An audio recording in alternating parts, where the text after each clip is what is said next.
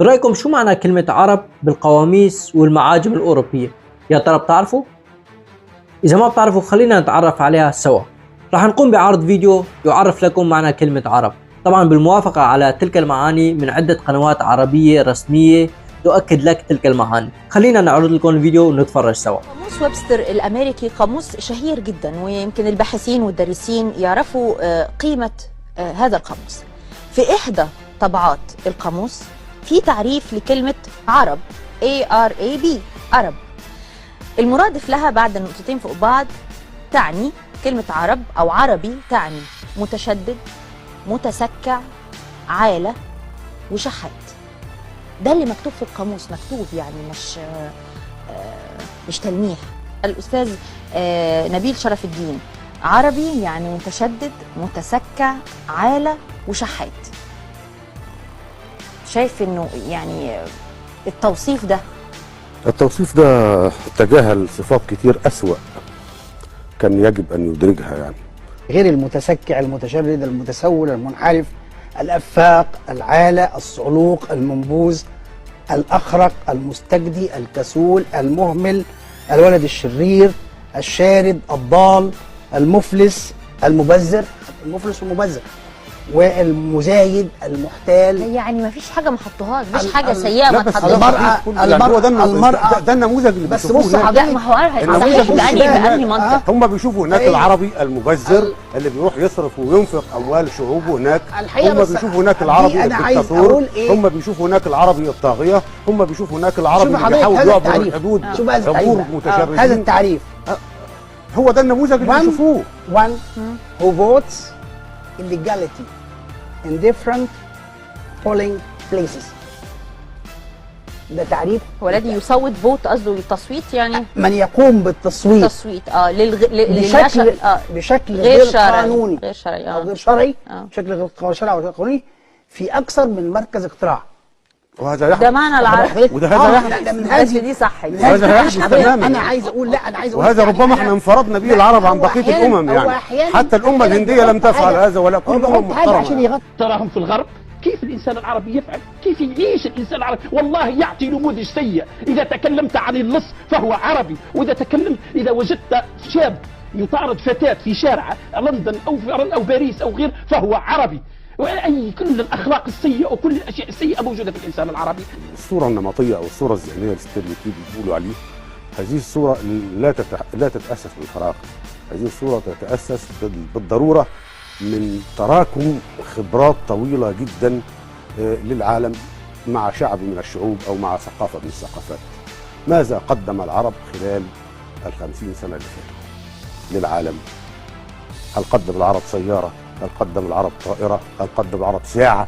هل قدم العرب للعالم حتى هل ترك العرب العالم في حالهم؟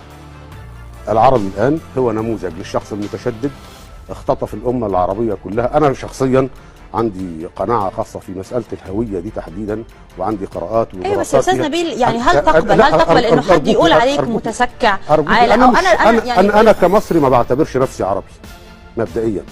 أنا كمصري بعتبر نفسي كيان حضاري مستقل، لست في حاجة إلى هوية الآخرين. العرب يا سيدي اخترعوا أو ابتدعوا أو اكتشفوا السفر، ولكن ماذا فعلوا به؟ يوجد من جلس عليه، ويوجد من وضعه على رأسه، ويوجد من حزم به وراح يهز الصدر والبطن والورك من أجل أن يسوق للعالم على أن الإنسان العربي المعاصر، الإنسان العربي الموجود هو يعمل حاجة. الإنسان العربي الآن هو مجرد آلاف الأصفار على الشمال، آلاف الأصفار على الشمال. الإنسان العربي الآن فقد قيمته، فقد إنسانيته، فقد حضارته، فقد كل شيء، ولا يوجد عنده أي مقومات تدل على أن الإنسان العربي هذا يمكن أن يعول عليه لصناعة أي شيء.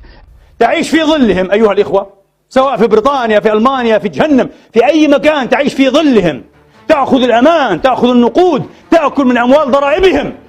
وهنالك 50 مليون مسلما اليوم، يعني 80% من المسلمين في الغرب يعيشون شحاذين بفضل المساعدة الاجتماعية الغربية.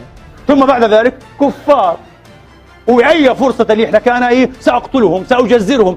أي دين هذا يا أخي؟ أي فقه هذا؟ ففكره التفسير التآمري وان الغرب يتآمر ضدنا، احنا اهون على الغرب من جناح بعوضه.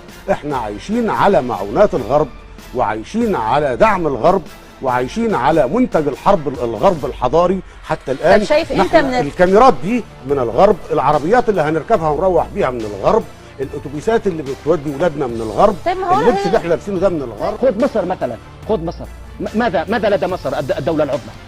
أنت أسألك، نعم، ماذا لدى مصر؟ ما عندها شيء، ما تستطيع أن تعمل شيء. عندها الترمس، أقولها بسخرية تامة، ولا تستطيع أن تفعل شيء. هي تعيش على المساعدات الأمريكية، لو تقطع عليها المساعدات الأمريكية لا يجوعون. الإنسان العربي متخلف، أقولها بصراحة، متخلف ولا يصلح أصلا للحضارة. ترى مسلمين تطرح عليهم السلام لا يردون عليك السلام، لا يجيبون. من أنت؟ يحتقرونك. لا تبدأوا اليهود والنصارى بالسلام، تطرح عليهم السلام لا يردون عليك السلام، لا يجيبون. وإذا لقيتموهم في طريق فاضطروهم إلى أضيقه. يحتقرونك لأنك ربما تلبس بدلة، لحيتك ليست إلى السرة أو شيء غريب يا رجل. ما هذه الأمة؟ ما هذا الجنون الذي نحن فيه؟ أنا أتكلم عن الإنسان العربي الموجود الآن، فقد عروبته، أصبح يصدر الشاورما ويصدر الفلافل ويصدر الترمس ويصدر الشمة الصفراء والسوداء إلى أوروبا، ويدعي أنه يحمل إلى أوروبا أو إلى حضارة، ويسميها حضارة. الحاكم العربي هو يعكس صورة هذا الشعب كما تكون يولى عليكم، لأن الحاكم العربي لم يأتي من المريخ نزل ولا أتى من الشمس، بل خرج من هذا الشعب ويحمل تصورات هذا الشعب. وأي مواطن عربي لو تضعه في الحكم، وأتحدى أي مواطن عربي أنه ممكن يعمل شيء لو وصل إلى الحكم، بل سيعمل أكثر مما يعمل هؤلاء الحكام العرب. إذا لا فرق ما بين الحاكم العربي والشعب العربي، كلهم في سلة واحدة ما دام عنوانهم العرب. الواقع العربي الآن واقع منهزم، واقع في الحضيض. نحن مهزومون سياسيا وعسكريا واجتماعيا وحتى نفسيا وخطاب المؤامرة الذي يتحدث فيه كل شيء نرميه على الآخرين. ال 22 عزبة أو 22 مزرعة عربية، هذه لا تصح عليها كلمة دولة. 22 مزرعة عربية أقل من نصف الدخل القومي أكثر الدول الأوروبية فقرا، وهي أسبانيا. أما الحديث عن ان هذه الاوصاف نحن لا نستحقها، نحن افضل، نحن قدمنا، احنا لحد امتى هنعيش نتسول على تاريخ وعلى تراث؟ احنا موقفنا الحضاري الحالي تحولنا الى اشرار العالم، والدليل على كده انزلي اي مطار وشوفي العربي كيف يستقبل بسبب ممارسات التبرير وعدم مواجهة النفس بالحقائق، عشان نشوف نحن فعلا نتسول، نحن فعلا نعيش عالة على الامم الاخرى، نحن فعلا اخر منطقة فيها ديكتاتوريات في العالم. امريكا اللاتينية اصبحت دول ديمقراطية، افريقيا زيمبابوي اصبحت دولة ديمقراطية ويحدث فيها تداول السلطات، ما عدا اخر مستنقع للديكتاتوريات في العالم هي منطقة الشرق الاوسط الكئيب مش الكبير. كما شاهدنا معنا كلمة العرب، لا نعلق كثيرا على الفيديو الذي شاركناه معكم وشاهدناه. سنعرض لكم بعض الفيديوهات التي تثبت صحة ما قيل، ولن نأخذ تلك الفيديوهات من التاريخ البعيد، بل هو بالتاريخ الحاضر. الفيديوهات هاي حاليا تم تصويرها قبل عدة أيام، شيء من الواقع التي يسرد لنا كيف يعيش شعبنا تحت إدارة العرب في المناطق عفرين والسريكانية وغيرها من المناطق الأخرى. من يحكمون تلك المناطق حاليا هم ميليشيات عرب، فلنشاهد سوية كيف تدير تلك المناطق. دعونا نشاهد كيف يسرقون وينهبون ويفرضون القوة على الضعفاء ليسرقوا أملاكهم وبيوتهم وأراضيهم، وكيف يسرقون المساعدات الإنسانية حتى من هم بأمس الحاجة لها. تلك المرتزقة لا تشبع أبصارهم إلا التراب، أينما ذهبوا وحلوا حل الخراب والدمار. أوطانهم أصبحت كالحظائر ويعاملون شعبهم كالمواشي في تلك الحظائر.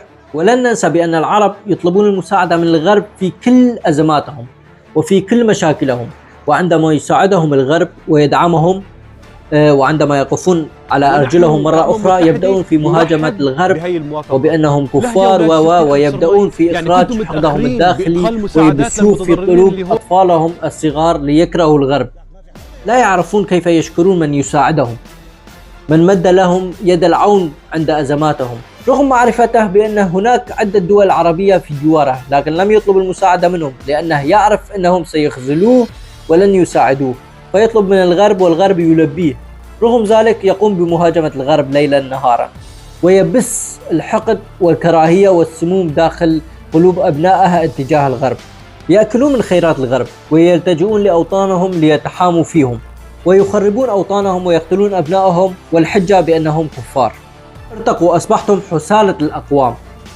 في ناس ارتقت وكرهت العروبة أصلا، لسه بيقولوا الأمة العربية الأمة الحاقدة.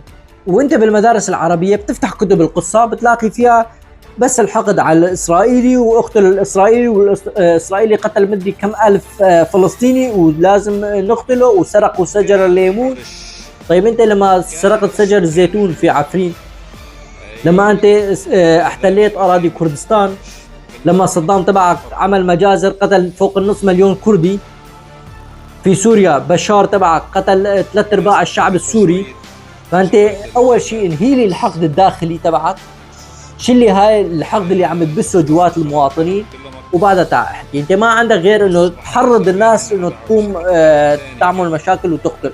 من قصص الاطفال وجر ما عندهم غير تنمية الحقد داخل المواطن اللي عم يعيش في ارضهم واللي عم يروح على مدارسهم. الجمهورية العربية العنصرية، الجمهورية العربية الارهابية يقول. شكرا.